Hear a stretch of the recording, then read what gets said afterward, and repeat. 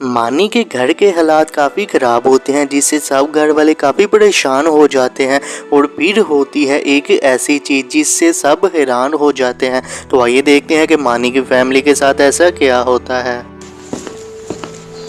मैं तो परेशान हो गई हूँ इस महंगाई से। बाजार जाओ कुछ सामान लेने तो इतना ज़्यादा महंगा मिलता है और आपको भी कोई काम ही नहीं मिल रहा। बेगम काम का पता करता तो हूँ, अब काम मिलने में कुछ देर तो लगती है, एकदम से थोड़ी मिल जाता है।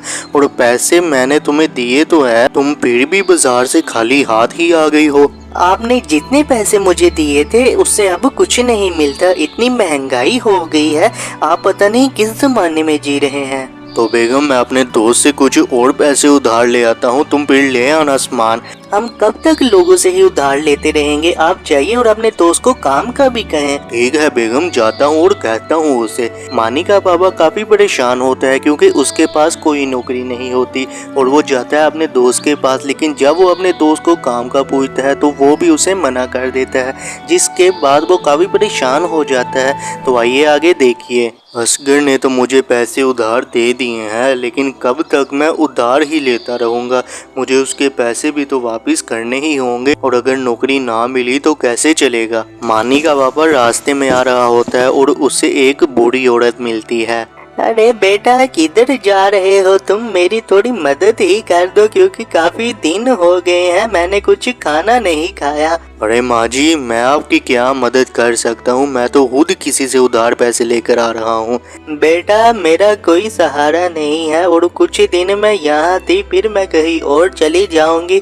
चलो कोई बात नहीं, अल्लाह तुम्हारी मुश्किलात में आसानियाँ पैदा करे और तुम्हें कामयाब बनाए। मानी के पापा को उस बूढ़ी औरत की बात सुनकर काफी दुखी महसूस होता है। अच्छा अगर ऐसी बात है तो आप मेरे साथ मेरे घर ही रह लें। नहीं नहीं बेटा, मैं तुम पर बोझ नहीं बनना चाहती क्योंकि तुम्हारे तो अपने हालात ठीक नहीं हैं। नहीं कोई बात नहीं, आप भी तो मेरी माँ जैसी ही हैं, अगर आप हमारे पास रहेंगी तो हमें अच्छा लगेगा। फिर मानी का पापा उसे घर ले आता है। आप ये किसे ले आए हैं घर और कौन है ये औरत काफी मजबूर है और इसका कोई नहीं है और ये सिर्फ कुछ ही दिन के लिए ही यहाँ रहेगी, फिर ये चली जाएगी। क्या ये हमारे घर में ही रहेगी? ना हम इसे जानते और ना ये हमारे गांव की है और वैसे भी इतनी महंगाई में अपना पूरा है जाए तो बहुत बड़ी बात है, तो हम इसे कैसे खिलाएंगे? बेगम कुछ नहीं होता, सिर्फ कुछ दिन की तो बात है और शायद इस नेकी की वजह से हमारी थोड़ी मुश्किल आसान हो जाए। मानी का बाबा उस औरत को जैसे ही घर लेकर आता है, मानी की माँ काफी नाराज हो जाती है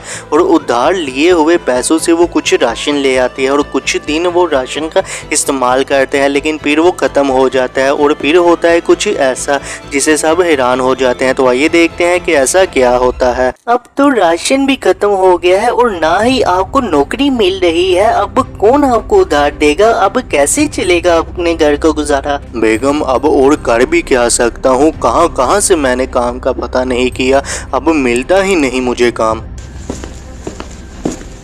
बेटा ठीक है अब मैं जा रही हूँ, तुम्हारा बहुत बहुत शुक्रिया, तुमने मेरा बहुत ख्याल रखा।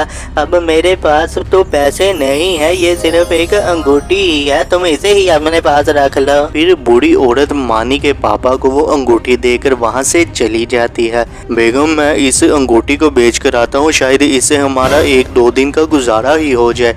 फिर वो उसे बेचने के लिए चला जाता है और वहाँ उसे पता चलती है एक ऐसी बात जिससे वो हैरान हो जाता है। तो आइए देखते हैं कि ऐसा क्या होता है।